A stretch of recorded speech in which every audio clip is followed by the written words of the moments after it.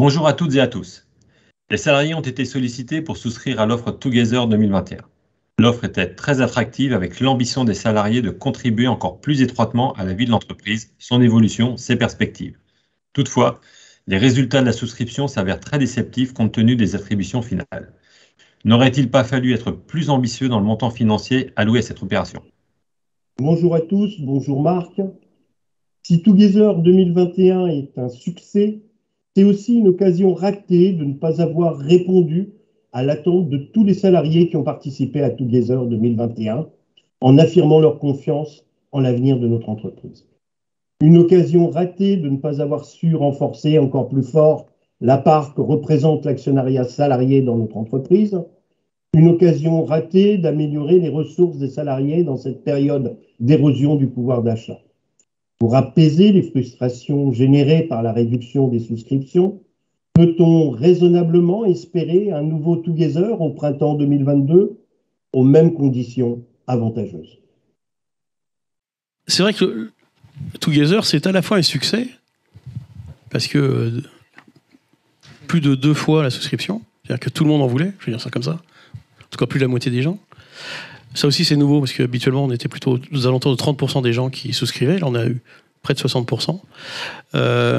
C'est un succès parce que le plus grand nombre a pu participer, et puis c'est une frustration pour tous ceux qui voulaient investir plus, qui en avaient les ressources, les moyens, l'envie. Et c'est vrai qu'il y a quelque chose d'un peu paradoxal. Alors je vais lancer une petite pique. Voilà.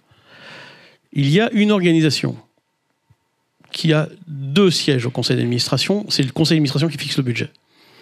Elle représente à la fois les salariés, elle vient encore de récupérer un siège aux élections de la semaine dernière, et elle a usurpé le vote, puisqu'elle s'est arrangée pour ne pas avoir le vote des retraités dans l'escarcelle et du système, lors de l'élection de l'administrateur représentant les actionnaires salariés.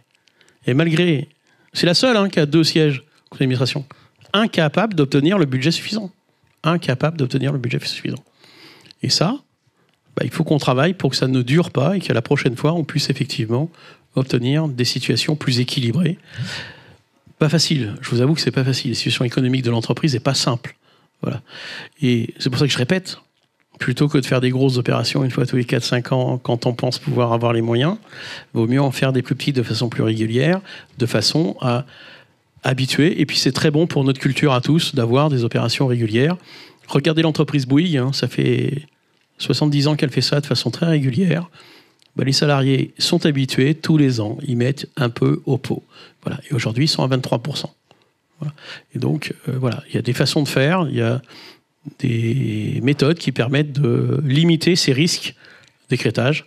Le choix aussi qui a été fait, c'est de faire un écrêtage en mettant un seul chiffre pour tout le monde.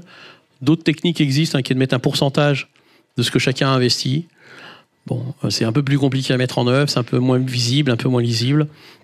En tout cas, ce qu'on sait sur cette offre, c'est qu'on n'a pas eu le budget suffisant, mais l'objectif que nous, on avait demandé, qui était de permettre d'avoir 1% du capital supplémentaire détenu par les salariés, cet objectif est atteint. La deuxième chose, c'est que ça n'interdit pas, pour répondre à Jean-Pierre, ça n'interdit pas les prochaines années de faire des offres moins volumiques, mais de façon plus progressive.